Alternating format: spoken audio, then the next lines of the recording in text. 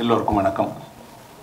சீனு ராமசாமி அவர்களுடைய நினைவில் ஒளிரும் ஜிமிக்கி கமல் அப்படிங்கிற இந்த கவிதை நூலினுடைய வெளியீட்டிற்காக என்னை அழைத்து சிறப்பித்த பாரதி புத்தகாலயத்திற்கும், இந்த நிகழ்வில் எனக்கு முன்பாக ஒரு சிறப்பான உரையை ஆற்றிய நந்தலாலா அவர்களுக்கும், சீனு ராமசாமியினுடைய முந்தைய அவருடைய கவிதை தொகுப்பினுடைய வெளியீட்டு விழாவிலும் நான் கலந்து கொண்டேன்.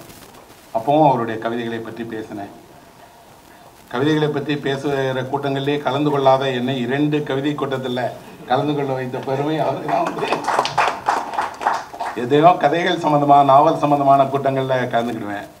நான் அவர் மேலே இருக்கக்கூடிய அன்பால், அவர் எழுதுகிற படைப்பால், இன்னும் சொல்லப்போனால் அவர் என்னோட ஒரு மிக நெருக்கமான ஒரு நண்பர்கள் ஒருத்தர். நான் என் வாழ்க்கையில் எதுக்காவது ஒரு முக்கியத்துவம் கொடுப்பேன் அப்படின்னா, நண்பர்கள் எதையாவது கேட்கும் போது மறுக்க மாட்டேன்.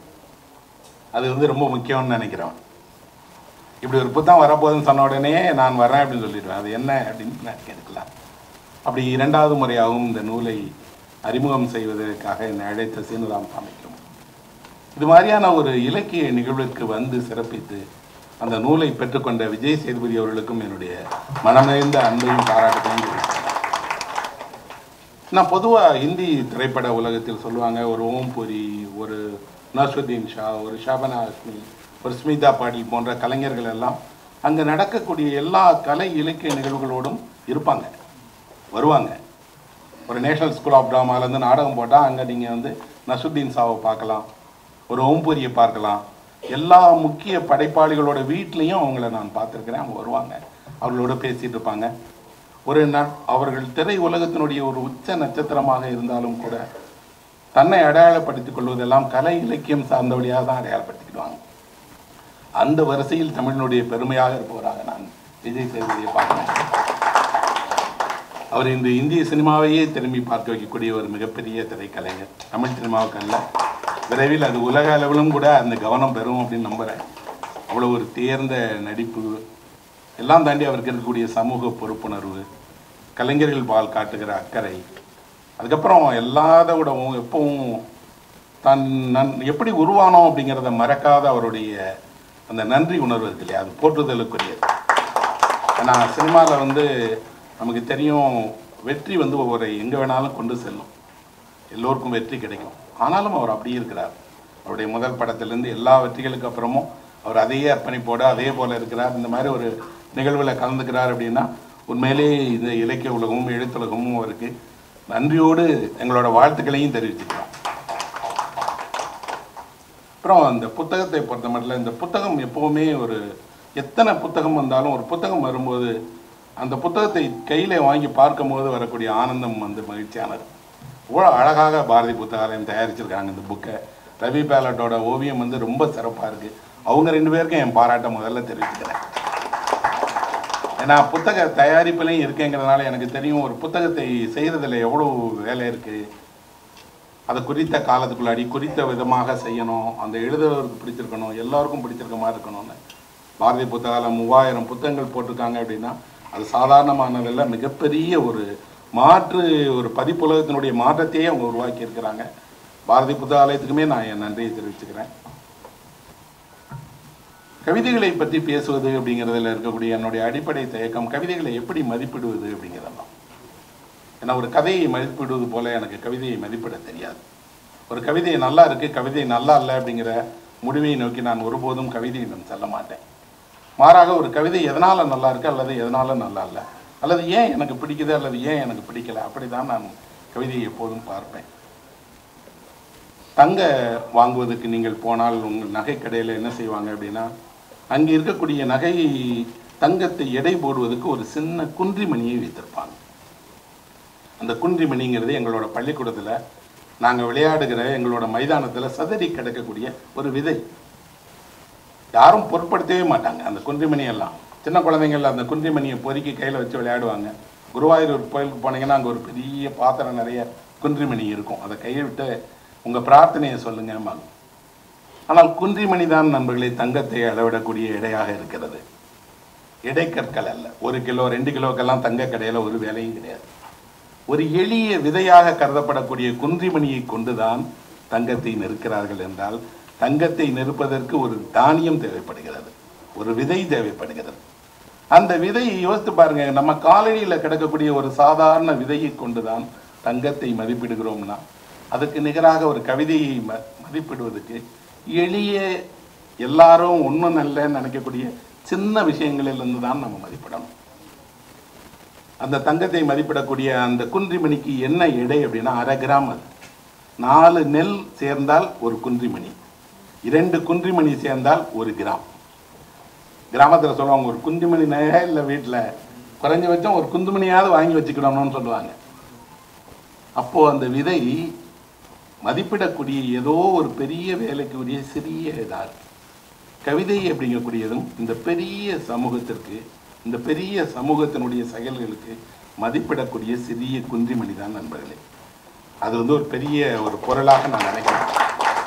ஆனால் இதை கொண்டு நீங்கள் அதை மதிப்பிடவும் அதனுடைய எடையை நிர்ணயிக்கவும் முடியும்.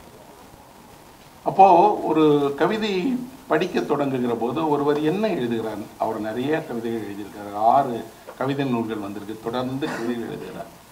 ஒருவரிடமிருந்து கவிதையாக எது வருகிறது? அவரை சுற்றி இவ்வளோ விஷயங்கள் நடக்க, எதை அவர் கவிதையாக எழுதுகிறார்? ஏன் திரும்ப திரும்ப சில விஷயங்களை எழுதிக்கிட்டே இருக்கிறார்? நான் அவருடைய முந்தைய கவிதை தொப்பும் படித்தேன், இதையும் படித்தேன். படிக்கும்போது இந்த கவிதைகளுடைய பொதுவாக ஒன்றை பார்க்கிறேன். தந்தையின் மீது ஒரு பேரன்பு கொண்ட, ஆனால் தந்தையிடமிருந்து விலகி இருக்கக்கூடியவர்கள் தான் செய்யும். அவருடைய கவிதைக்குள்ளாடி எல்லாத்துக்குள்ளாடியும் ஒரு தந்தைக்கான ஏக்கம் இருக்கு. அந்த தந்தை எங்கோ போயிட்டார், தந்தையினுடைய மரணம் எப்படி இருந்திருக்கும், தந்தை எங்கே இருந்திருப்பாரு, தாயால் வளர்க்கப்பட்டவர்கள், தந்தையின் மீது பெரிய பாசம் கொண்டவர்கள், அதே நேரத்தில் அந்த தாய் கஷ்டத்துக்கு இடையிலையும் பிள்ளைங்களை எப்படியாவது வளர்த்தணும்னு நினைக்கிறவங்களுடைய வீட்டிலேருந்து வளர்றாங்க இல்லையா? அந்த நெருக்கடியை, அந்த வாழ்க்கை துயரம் ஒருவரை என்ன செய்யும் அப்படின்னா, நிறைய விஷயங்களை நம்பிக்கையோடும், இன்னும் சொல்லப்போனால் புதியதாக பார்க்கவும் வைக்கும். இவருடைய கவிதைக்குள்ளாடி அப்படி ஒரு உலகம் இருக்கு. என்னன்னா, அவர் வாழ்வில் இருந்து, தன்னோட மண்ணிலிருந்து, தன்னுடைய வாழ்க்கை, சொந்த வாழ்க்கையினுடைய துயர்களிலிருந்தே தான் கவிதை எழுதுகிறார். அதில் அம்மா வராங்க, அந்த ஊர் வருது, அந்த ஊரினுடைய மக்கள் வராங்க. அவரோட திரைப்படத்தை போலவே அவருக்கு எழுதுவதற்கும் எடுப்பதற்கும் ஒரே உலகம்தான் இருக்கிறது, அவரை சுற்றிய வாழ்க்கை தான். அந்த வாழ்க்கை மதுரையினுடைய வாழ்க்கையாக இருக்கலாம், அல்லது மதுரையை சுற்றி இருக்கக்கூடிய கிராமங்களுடைய வாழ்க்கையாக இருக்கலாம். யாரும் எங்கேயும் வானத்திலேருந்து குதித்தவங்க இல்லை, எல்லோரும் நமக்கு தெரியும், அவங்கள எங்கேயாவது நம்ம பார்த்துருப்போம். அப்புறம் ஒருவர் கவிதை எழுத தொடங்குகிற காலகட்டத்தில் அவருக்கு இருக்கக்கூடிய ஆவேசம் இருக்கு இல்லையா? அவர் முதல்ல எழுத தொடங்குகிற போது ஒரு காதல் கவிதையில் இருந்தோ, சமூகத்தின் பார்ப்பட்ட கோபத்தில் இருந்தோ எழுத தொடங்குவாங்க. ஆனால் கொஞ்சம் கொஞ்சமாக அவர்களுக்குள்ளாடி அந்த உலகம் கனிய தொடங்கும். தாகூர் கனி கொய்தல் அப்படின்னு ஒரு புத்தகம் எழுதியிருக்கிறார். அதில் அவர் சொல்லுகிறார், இளமை அப்படிங்கிறது எப்படிப்பட்டது அப்படின்னா, மலர் இருக்கிறது இல்லையா? ஒரு மலர் முழுமையாக மலரும் போது அதிலிருந்து 1-2 இதழ்களை கொடு அப்படின்னு சொல்லி காற்று கேட்குமா? அட, காற்றுக்கு தானே கொடுக்குறோம் அப்படின்னு மலரும் 1-2 இதழ்களை கொடுத்துருமா? ஆனால் 1-2 இதழ்கள் போனால் பரவாயில்லை என்று நினைக்கக்கூடிய மலராகத்தான் நான் இளமையில் இருந்தேன். ஆனால் கொஞ்சம் வயதாகிறது, நடுத்தர வயதிற்கு வர்றேன், பொறுப்புகளை ஏற்கிறேன். அப்போ என்ன ஆகிறேன்னா, நான் கனியாக மாறுகிறேன். கனி எதையும் தராது. கனி தனக்குள்ளாடி முழுமையாக கனிந்தால் ஒரு வாசனையை தரும். வாசனை தெரிந்தால் அந்த கனி கனிந்து விட்டதுன்னு இருக்கு. உங்களுக்கு உள்ளாடி அந்த மாற்றம் நடந்து நீங்கள் கனிந்தால் நீங்கள் கனியாக மாறுவீங்க. மலரை போல ஒரு வாசனையும் கொடுப்பீங்க அப்படின்னு சொல்றார். ஒரு கவிஞனுடைய முதன்மையான பணியாக நான் நினைப்பது, அவன் தனக்குள்ளாடி கனியணும். கனிவது எளிதானதல்ல, அவசரமாக நடந்துடாது. எந்த மரமும் நாளைக்கு காலையில் பழம் கொடுத்துடாது. ஆணாக நடக்கும், அவருக்கே தெரியாமலும் நடக்கும். ஆனால் நடந்தால் அதனுடைய வாசனையை நம்ம தெரியும். அதே நேரத்தில் கனி மரத்தில் தங்கிவிடாது. எந்த கனியாலும் மரத்திற்கு ஒரு பயனும் கிடையாது. கனி பிறருக்கானது. கனி ருசி யாரோ ஒருவர் சாப்பிடக்கூடியவருக்கானது. அப்படின்னா ஒரு கவிஞன் உள்ளே கனியை தொடங்கினால் அவனிடமிருந்து சமூகத்திற்கான ஒரு பங்களிப்பு வரும். அந்த பங்களிப்பு என்ன இருக்குன்னா, யாரோ ஒருவருக்கு இருக்கும். இப்போ நந்தலாலா ரசித்து அவருடைய கவிதைகளை சொல்லுகிறார் என்றால் அந்த கனியை அவர் உண்டு அதனுடைய ருசியை சொல்றார். எந்த மரமும் தன் கனிகளை தானே சாப்பிடவும் செய்யாது, அதுக்கு பயனும் கிடையாது. ஆனால் தர வைப்பது, கனிதல் அதனுடைய இயல்பு. அப்படித்தான் இவருக்குள்ளாடியும் இருக்கு. இவருடைய கவிதைகளை நான் கவிதைகளை படிக்கும் போது ஒரு தேன் சாப்பிடுவது போல குறைவாக சாப்பிடணும், ஆனால் அதை ருசிக்கணும்னு நினைப்பேன். நிறைய ஒரு தட்டு நிறைய சோறு போட்டு சாப்பிடுவது போல ஒரு கவிதையை சாப்பிட முடியாது. ஒரு ஸ்பூன் தேன் இப்படி காலையில் சாப்பிட்றோமோ அப்படி ஒரு கவிதை நூல்லேருந்து சில கவிதைகளை படித்து அன்றைய தினத்திற்கான கவிதை அது போதும்னு நினைப்பேன். அப்படி தான் இவர் அனுப்பினோன்னு ஒன்றுமே சொல்ல, வழக்கமாக படிச்சுட்டு சொல்லுவேன். நான் 2-3 நாட்களாக கொஞ்சம் கொஞ்சமாக அவருடைய கவிதையை படிக்கேன். இப்படி ஒரு நூலே இருந்தால் கூட இந்த நூலை ஒரு கேக்கை வச்சுட்டு சாப்பிடக்கூடிய சிறுமி கொஞ்சம் கொஞ்சமாக வெட்டி சாப்பிட்றது போல் கொஞ்சம் கொஞ்சமாக சாப்பிடுவேன். இந்த தொகுப்பை படிக்கும்போது எனக்கு அவருடைய முந்திய தொகுப்பிலிருந்து ஒரு மாற்றத்தை பார்த்தேன். முந்திய தொகுப்பில் ஒரு கொந்தளிப்பான நகர வாழ்க்கை தன்னை துரத்துகிறதுன்னு நினைத்த ஒரு மனிதனிடமிருந்து மாறி இந்த தொகுப்பில் இவருக்கு ஒரு மாற்றம் வந்திருக்கு. தன்னுடைய நினைவுகளையும் அந்த நினைவில் இருக்கக்கூடிய மனிதர்களையும் அவர்களிடமிருந்து தான் பெற்றதையும் சொல்லக்கூடிய கவிஞராக மாறி இருக்கிறார். ஆனாலும் ஒருவர் எப்போதெல்லாம் கடந்த காலத்துக்கு போகிறாரோ, கடந்த காலத்தினுடைய நினைவுகளை பற்றி பேச தொடங்குகிறாரோ, அப்போதெல்லாம் அவருக்கு மகிழ்ச்சி உருவாது. ஏன்னா அப்பெல்லாம் அப்படி இருந்தது, அந்த வாழ்க்கை அப்படி இருந்தது. உண்மையில் நாம் நினைவுகளுக்கு திரும்ப தொடங்க சமகாலம் நல்லா இல்லைன்னு தான் அர்த்தம். சமகாலத்தில் கூடிய வாழ்க்கை, சமகாலத்தினுடைய நெருக்கடியெல்லாம் எனக்கு பிடிக்கலன்னு தான் அர்த்தம். யாரெல்லாம் கடந்த காலத்தினுடைய நினைவுகளுக்குள் பின்னாடி போகிறாங்களோ அவர்களெல்லாம் நிகழ்காலத்தில் பிரச்சனைக்குள்ளே இருக்காங்க, நெருக்கடிக்குள்ளே இருக்கிறார்கள், தவிக்கிறார்கள் எதையோ வேண்டி அப்படின்னு தான் அர்த்தம். சாந்தமான, இன்னும் சொல்லப்போனால் நினைவுகளில் இருக்கக்கூடிய இத்தனை மனிதர்களையும் நம்ம இழந்துட்டோம். அதுதான் உண்மை. அப்போ இந்த தொகுப்பு படிக்கும்போது யாரெல்லாம் மறைந்து நம்ம கண்ணை விட்டு போயிட்டாங்க, இவங்கெல்லாம் இல்லை இந்த உலகத்தில். ஆனால் அவர்கள் மறைவதற்கு ஒரு காரணமும் இல்லை. அப்படி நாம் ஒரு பொருளை இங்கே பொது இடத்துல போட்டு போகிற மாதிரி அவர்களை விட்டுட்டு போயிட்டோம். அவர்கள் கொஞ்சம் கொஞ்சமாக சின்ன வேலைகள் செய்த எளிய மனிதர்களாக இருந்தவங்கெல்லாம் மறைஞ்சு போயிட்டாங்க. இந்த தொகுப்பினுடைய முதல் கவிதை இருக்கு. ஒரு தொகுப்புக்கு பெரும்பாலும் அதுதான் ஒரு ஒரு நுழைவாயிலை போல, ஒரு படிக்கட்டை போல, ஒரு திறவுகோலை போல எப்பவுமே இருக்கும். ஏன்னா அதன் வழியாக நீங்கள் நுழையும் போது தான் அந்த கவிதை தொகுப்புக்குள்ள போவீங்க. இதில் ஒரு தொகுப்பு இருக்கு. அந்த முதல் கவிதை சூரிய மகள் அப்படின்னு ஒரு கவிதை. கிணற்று மேட்டில் பார்த்ததாகவும் பின்புறம் பூத்திருந்த அரளிப்பூக்களை அவள் பறித்ததாகவும் சொன்னார்கள். இதுதான் கவிதை. மறைமுகமாக அந்த தாத்தா சொல்றதுலேயே தெரியுது, ஒரு பொண்ணு அவள் விரும்பினபடி யார் கூடயோ ஓடிட்டா. ஆனால் அவள் அரளிப்பூக்களை பறித்திருக்கிறா, ஆகிறதுக்காக இல்லை. இன்னொன்று எங்கேயோ ஒரு இடத்துல கோயில் வாசலில் வச்சுட்டு போயிட்டா. என்ன நடந்ததுன்னு தெரியல. இந்த கவிதையை இப்போ ஒருவர் 2024 இந்த புத்தகத்தில் எழுதியிருக்கிறார். ஆனால் தமிழினுடைய மிகப்பெரிய நீண்ட மரபு இருக்கு. உடன்போக்கு அப்படின்னு சொல்லுது இதை சங்க இலக்கியம். உடன்போக்குன்னா என்ன? விரும்பியவனோடு ஒரு பெண் வீட்டில இருந்து வெளியே கிளம்பி போயிடுறது. 2000 வருடமாக தமிழ் குடும்பம் இன்னும் ஒரு பொண்ணு விரும்புறதை ஏற்றுக்கிடவே மாட்டேங்குது. அவளை இப்படி ஓடதான் வைக்குது. அவளும் நீ என்ன வேணாலும் தடை போடு, நான் விரும்பினவனை நோக்கி ஓடுவேங்கிறான்.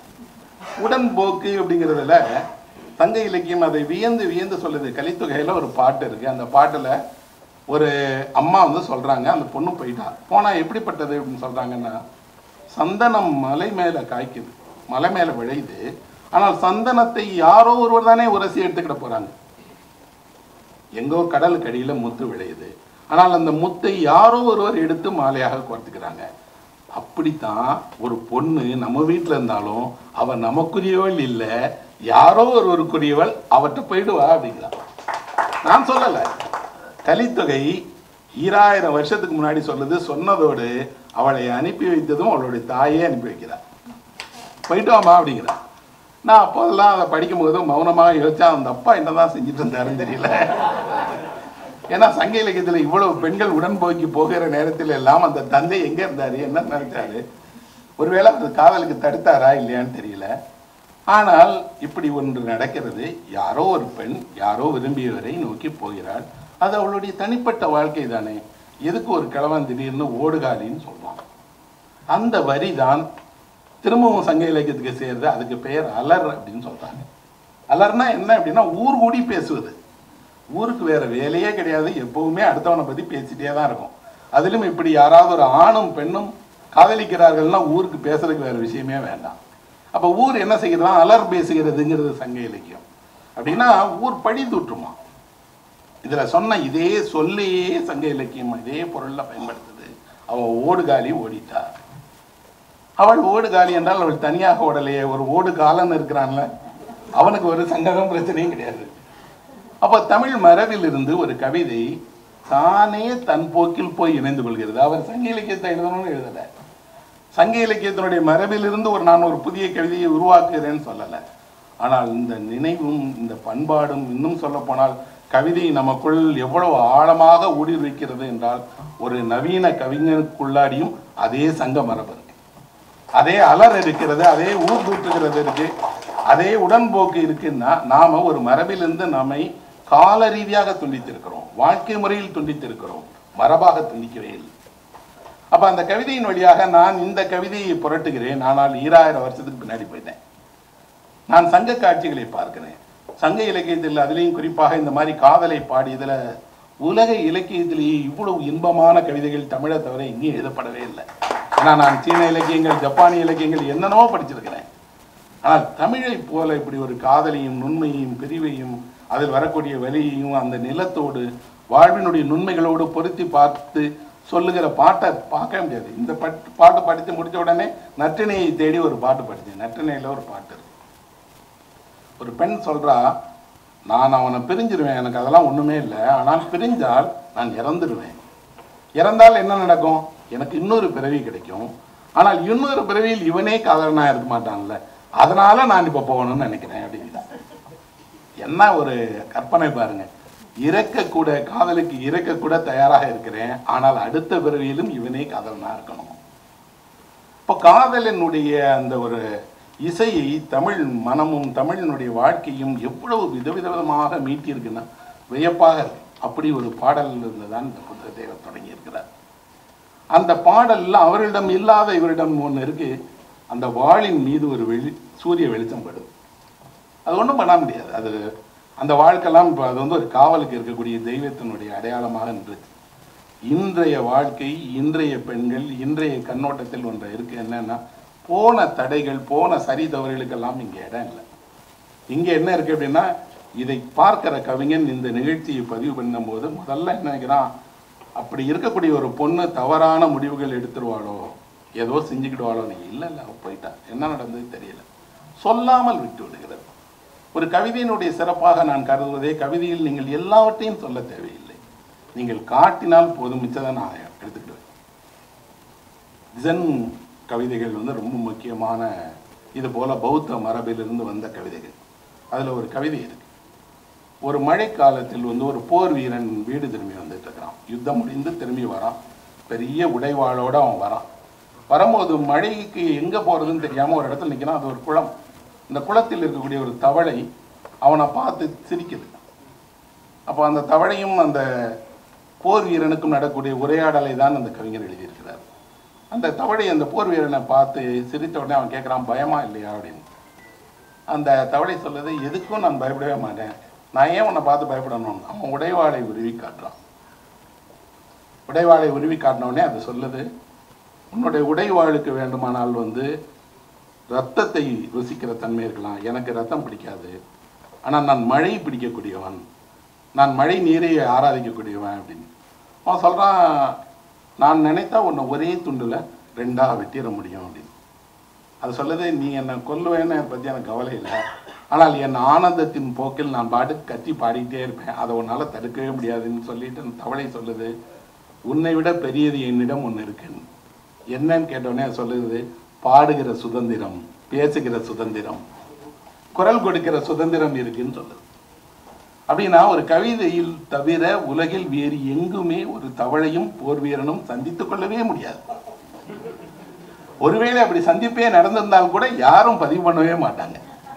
உலகில் இவ்வளவு பெரிய பெரிய போர்க்கள காட்சிகள் இருக்கும்போது ஒரு கவிஞன் எங்கே சந்திக்க வைக்கிறான்னா, ஒரு தவளையும் போர் வீரனையும் சந்திக்க வைத்து, உன்னுடைய உடை வாழுக்கு இங்கே வேலையே இல்லை, இது மழை பெய்கிற நேரம், அந்த இன்னிசையை கேட்கிற நேரம், இங்கே நீ போர் வீரனாக இருந்தால் யாரோ கட்டளை, யாருக்கோ சண்டை போட்ட, யாருக்கோ இறந்து போற, நான் என் சொந்தத்தில் பாடிட்டு இருக்கேன்ப்பா, உன்னை கண்டு பயப்பட மாட்டேன்ப்பான்னு சொல்லுது. அப்போ கவிதை எங்கோ ஒரு நிலத்தில் ஏதோ ஒரு கவிஞர் ஒரு 10ஆம் நூற்றாண்டு 11ஆம் நூற்றாண்டுல எழுதுறார். ஆனால் நூற்றாண்டுகளை கடந்து படிக்கிற எனக்கு, என் வாழ்க்கைக்கு அது ஒரு அர்த்தத்தை கொடுக்கு. என்ன அர்த்தத்தை கொடுக்குதுன்னா, எந்த விஷயங்கள் உலகில் மற்றவர்களுடைய கண்ணில் படலையோ, எதை மற்றவர்கள் எளிதாக பார்க்குறாங்களோ, எதை சாதாரணம் நினைச்சு கடந்து போகிறார்களோ, அதைத்தான் அசாதாரணமாக்குறாங்க கவிஞர்கள். அதைத்தான் கவிஞர்கள் முதன்மைப்படுத்துறாங்க. தேவதச்சனுடைய ஒரு கவிதை வரி இருக்கிறது. அவர் சொல்றார், ஒரு இலையின் முன்பக்கத்திற்கு அதன் பின்பக்கத்திடம் சொல்லுவதற்கு ஏதாவது இருக்கிறதா அப்படின்னு கேட்கிறார். நான் என் வாழ்க்கையில் அப்படி ஒரு இலையினுடைய முன்பக்கம் பின்பக்கத்தில் பேசணும்னு நினைச்சதே இல்லை. ஆனால் படித்த உடனே அப்படி ஒரு சிலிப்பு இருக்கு, உண்மையில சொல்றதுக்கு ஏதோ இருக்கு போல இருக்கு. அழகாக அடுத்த வரியை கோர்க்கிறார், ஒரு தாய் தன் மகளிடம் சொல்வதை போல. இலையும் அதனுடைய பின்பக்கமும் தாயும் மகளும் போலையா.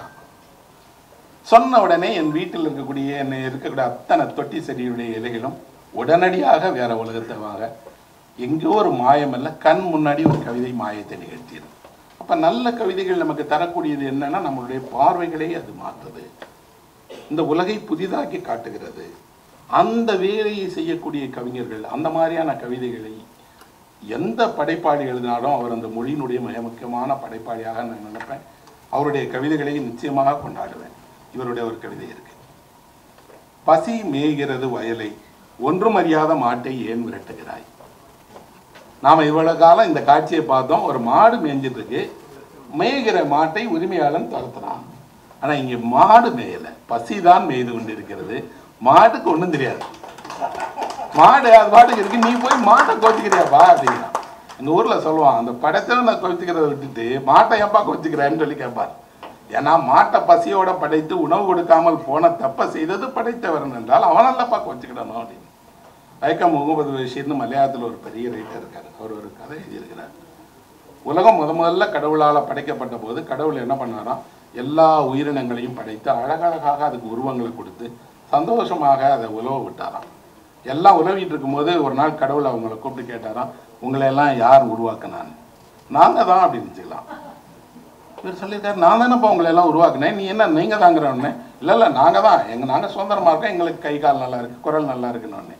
அடுத்து அதனுடைய இருப்பிடத்தை வசதியாக ஏற்படுத்தணும், நல்ல மரங்கள் கொடிகள் இயற்கையெல்லாம் உருவாக்கி கொடுக்குறாராம். அப்பையும் அந்த கூப்பிட்டு யார் உருவாக்கி கொடுத்தான்னா எல்லா உயிரினங்களும் சொல்லிதான் நாங்கள் தான். ஏன் இப்படி எல்லாவற்றையும் கொடுத்தாலும் இவர்கள் நான் தான் சொல்றாங்களே, இவர்களை எப்படி உண்மையை புரிய வைப்பதுன்னப்போ வானத்திலிருந்து ஒரு குரல் கேட்டுதான், அவர்களுக்கெல்லாம் பசி என்ற ஒன்றை மட்டும் உருவாக்கு அப்படின்னு. எல்லா உயிரினங்களுக்கும் கடவுள் பசியை உண்டாக்குனாராம். உண்டாக்கிட்டு யாருக்கும் உணவு இல்லாம பண்ணிட்டாராம். இப்ப பசித்த வயிறோடு எல்லா உயிரினங்களும் வந்து கடவுள் முன்னாடி மண்டிட்டு சொன்னாங்களாம், நீங்க தானே எங்களை உருவாக்குனீங்க, நீங்க பார்த்து ஏதாவது கொடுங்க. உண்மையில் பசி என்ன செய்யும் அப்படின்னு யாருக்குமே தெரியாது. பசி இரண்டு செய்யும். ஒன்று என்ன அப்படின்னா, உங்கள் சுய கௌரவத்தை கொல்லும், அதுதான் முதல் வேலை. ரெண்டாவது, நீங்கள் யார் முன்னால் மண்டியிடக்கூடாது அவமானப்படக்கூடாதுன்னு நினைக்கிறீர்களோ அவர்கள் முன்னால் கைகட்டி மண்டியிட வைக்கும். பசியினுடைய வரலாறு என்பது உலகினுடைய நீண்ட வரலாறு. அது தமிழ் பசி, மலையாள பசி, ஹிந்தி பசி எல்லாம் கிடையாது. பசித்த மனிதன் உலகில் எல்லா இடங்களிலும் ஒன்று போல இருக்கான், ஒன்று போல நடக்கிறான். பசித்தவனுக்கு ஒரு நியாயம் இருக்கிறது. அந்த நியாயம் பசித்தவனுடைய நியாயம், கொடுப்பவனுடைய நியாயம் அல்ல. அதனால் தான் அவன் பறித்து கொள்ளும் போதும் அதை நீதி என்கிறார்கள். அது அநீதி அல்ல, அவன் உணவை பறித்து கொள்றான். ஏன்னா அந்த உணவு இல்லாவிட்டால் வாழ முடியாது. அப்ப இலக்கியம் தொன்று தொட்டு பாடுகிற ஒரு பொருள் ஏதாவது இருக்கு அப்படின்னா பசிதான். நீங்கள் புறநானூறு படித்தால் தெரியும், பசித்த வயிறை இவ்வளவு பாடிய மொழி வேறு மொழி அல்ல. நான் புறநானூறு படிக்கிற காலத்துல ஒவ்வொரு முறையும் அதுக்குள்ளாடி இருந்து பசியினுடைய அந்த குரலை கேட்டுட்டே இருக்கேன். எவ்வளவு பசித்த உயிரோடு இருந்திருக்கிறாங்கன்னா, நான் நடந்து செல்கிறேன், எனக்கு முன்னால் என் வறுமை போய்கொண்டிருக்கிறது அப்படிங்கிற ஒரு மனிதனை இயக்குகிறது. ஆனால் இங்கே ஒருத்த சின்ன கவிதை, ஒரு கூழாங்கல் அளவுக்கு இருக்கக்கூடிய கவிதை. ஆனால் இந்த கவிதை ஒரு காட்சியை சொல்லி பசியினுடைய அந்த வரலாற்று தொடர்ச்சியை அழகாக காட்டுகிறது. என்னன்னா, மேய்ந்து கொண்டு இருப்பது பசிதான், மாடு அல்ல. நீங்கள் இனிமேல் உரட்டும் போது அது நீங்கள் மாடுன்னு நினைச்சிடாதீங்க, அதுக்கு ஒன்றும் தெரியாது அப்படின்னா. இலக்கியம் என்ன செய்யும் அல்லது கவிதை என்ன செய்யும் அப்படின்னா, எப்போதுமே அது பரிவைத்தான் உருவாக்கும். இலக்கியத்துக்கு ஏதாவது ஒரு பெரிய பங்கு இருக்கிறது அப்படின்னா, இலக்கியம் மனித மனதில் பரிவுணர்வை உருவாக்குவது. பரிவுணர்வு உருவானால் கருணை உருவாகும், கருணையும் பரிவுணர்வும் இருந்தால் அன்பு செய்வீர்கள். இந்த மூன்றும் வேணும்னா இலக்கியம் படிச்சுதான். அது நீங்கள் விரும்புகிற கதையாக இருக்கலாம், கவிதையாக இருக்கலாம். அப்ப காட்சிகளை இப்படி மாற்றுகிற போது ஒருவர் அதை எவ்வளவு அழகாக சிறிய சொற்களை கொண்டு சிறிய காட்சிகளை கொண்டே மாற்றுகிறார்னா, இந்த தொகுப்பில் அப்படி நிறைய சின்ன கவிதைகள் அழகாக எழுதியிருக்கார். போன தொகுப்பில் பெரிய பெரிய நீண்ட கவிதைகள் நிறைய எழுந்தார். எனக்கு தனிப்பட்ட முறையில் இந்த தொகுப்பினுடைய சின்ன கவிதைகள் ரொம்ப பிடிச்சிருக்கு. குறிப்பாக இன்னொரு கவிதையை வாசிக்கிறேன். கடல் நிறைய மீன்கள் இருந்தும் ஒரு மீனை மட்டும் எடுத்துக்கொண்டு போய்விட்டது பரவாயில்லை. ஏன்னா உலகில் தன் தேவைக்கு மேலே எதையும் எந்த உயிரினமும் எடுத்துட்டு போறதே கிடையாது, மனிதனை தவிர. மனுஷன் ஒருத்தன் தான் இன்னைக்கு இல்லை, இன்னும் 10 வருஷம் கழிச்சு என்ன வேணாலும் இப்பயே சேகரிச்சணும்னு முடிவு பண்ணுவான். ஆனால் ஒரு கடல் அளவு மீன் இருந்தாலும் பறவை ஒரே ஒரு மீனை தான் எடுத்துட்டு போகுது.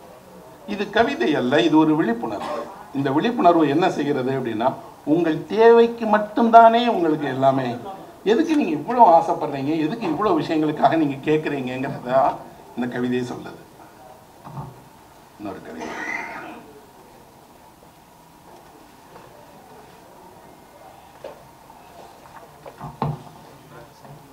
யானை ஆசீர்வதிக்க துதிக்கை, யானையை ஆசீர்வதிக்க கோபுரத்தின் நிழல்.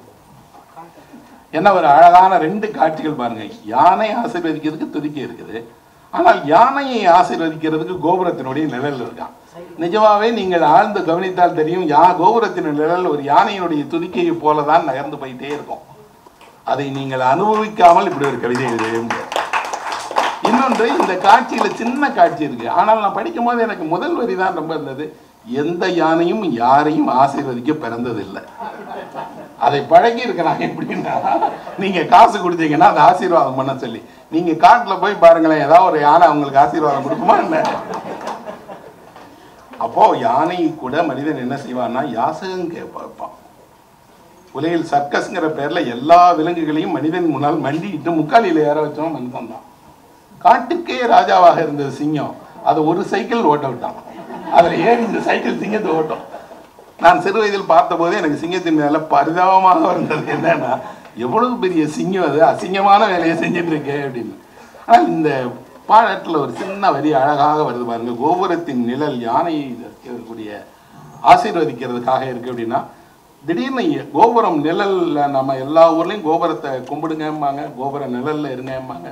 ஆனால் கோபுர நிழல் ஒரு ஆசீர்வதிக்கக்கூடிய கையாக மாறுகிறதுங்கிறது ஒரு அழகான வரி. ஒரு கவிதை இப்படித்தான். நாம பார்க்காத ஒரு காட்சி அல்லது பார்த்த காட்சி பார்க்காம போயிருப்போம், அதை நமக்கு திருப்பி நினைவுபடுத்தும் போது அந்த கவிதையோடு சேர்ந்து அந்த காட்சி மறக்கவே மறக்காது. நாளைக்கு எப்போவாவது நீங்க ஒரு யானையை பார்த்தாலோ கோபுர நிழலை பார்த்தாலோ இந்த கவிதை ஞாபகத்துக்கு வந்துடும். இன்னொரு கவிதை படிக்கிறேன்.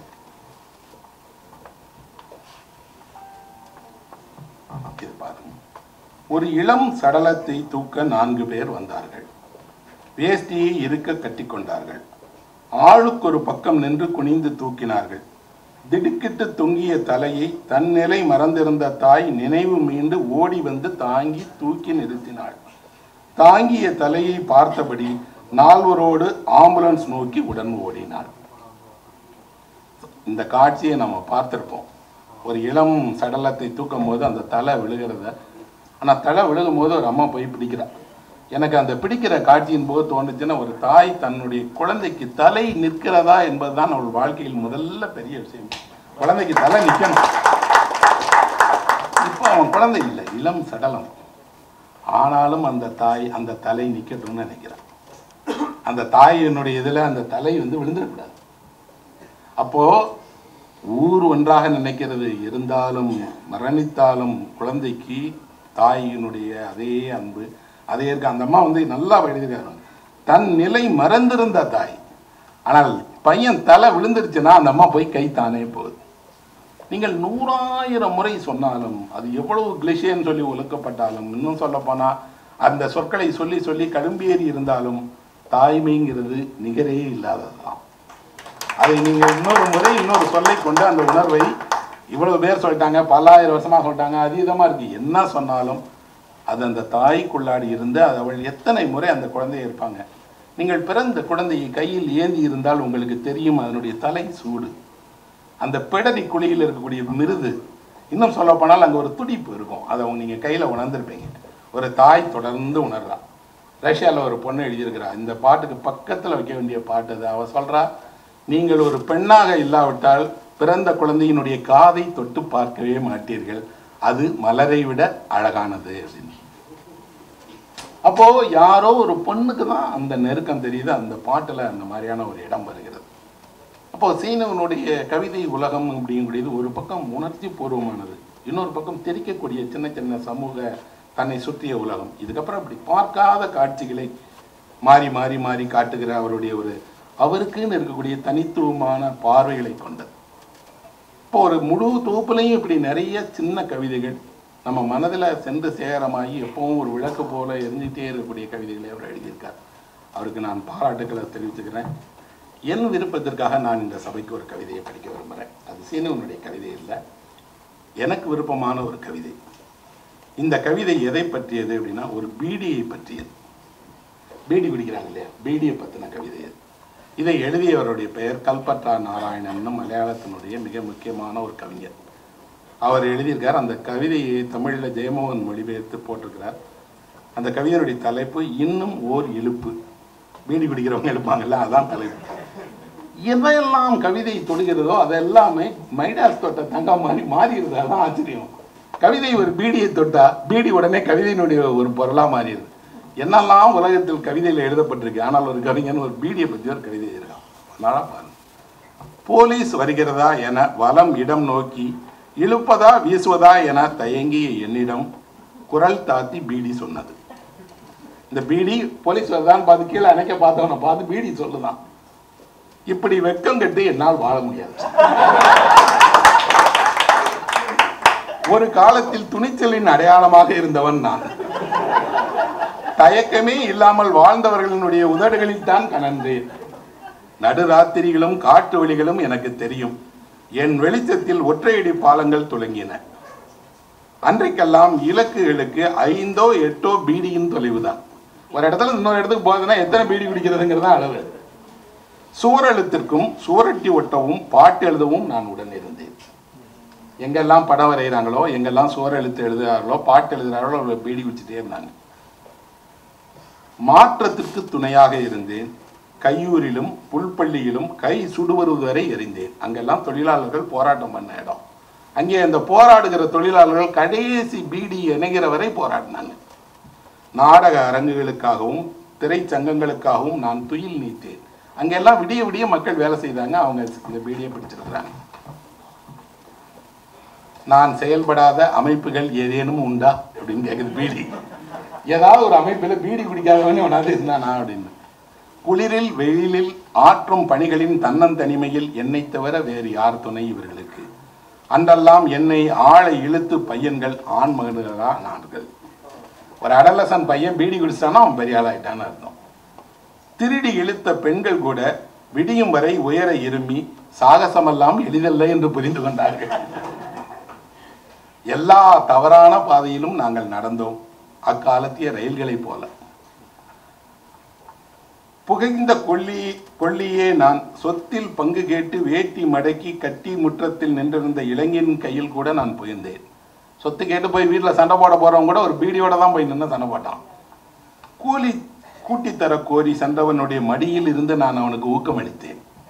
சம்பளம் கேட்டு கூடி சண்டை போட்டவங்களுக்கெல்லாம் தீண்டாமையையும் ஆசாரங்களையும் கூட நான் புகையிட்டு ஒட்டி இருக்கிறேன். இறுதியாக ஒரு இழுப்பு இழுத்த பின்பு நடிகர்கள் மேடையில் நடிக்க சென்றார்கள். நடிகர்கள் உள்ள போறதுக்கு முன்னாடி கூட ஒரு கடைசி பீடியை இடிச்சிட்டாங்க. பார்வையாளர்கள் அரங்கில் பீடி புகைத்தார்கள். தொழிலாளிகள் எங்களை வேலைக்கு எடுத்து சென்றார்கள். எல்லா முடிவெடுக்கப்பட்ட இடங்களிலும் எங்களுக்கும் ஒரு சிறு பங்கு இருந்தது. நீ கொடு என்று வருங்காலத்திடம் கடந்த காலம் கேட்டது. ஒரு புகைக்காக கெஞ்சியவர்கள் உண்டு. நீங்கள் இன்று அனுபவிக்கும் அத்தனை வெற்றிகளுக்குள்ளும் எரிந்து அணைந்த நான் இருந்தேன். உண்மைதான், நான் ஒரு கெட்ட பழக்கம்தான். ஆனால் ஆறுதல் இல்லாத மானிடனுக்கு கெட்ட பழக்கங்களைப் போல தோல் சேரும் வேறு தோழர்கள் உண்டா? பிணத்திற்கு காவல் நிற்கும் போலீஸ்காரன், தூக்கு தண்டனை விதிக்கப்பட்ட தனி ஆள், பங்கிட எவரும் இல்லாதவன் என்று உறுதியும் சஞ்சலமும் இல்லாதவர்களுக்கு நான் தானே துணையாக இருந்தேன்.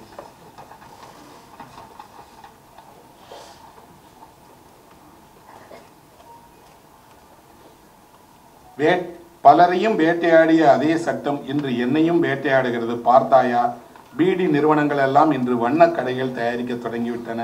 கேட்கிறாயா அந்த குரலை? இப்படி புகைப்பிடித்து வீணாக்குவதற்கு பதிலாக நீங்கள் ஏன் ஒரு லாட்டரி சீட்டு வாங்கக்கூடாது? ஏன் இந்த மாதிரியான ஒரு சபையில் ஒரு பீடியை பற்றின ஒரு கவிதையை நம்ம பகிர்ந்துக்கிடணும் அப்படின்னா, கவிதையினுடைய பாடு பொருள்கள் முன்ன போல எல்லாம் இல்லை.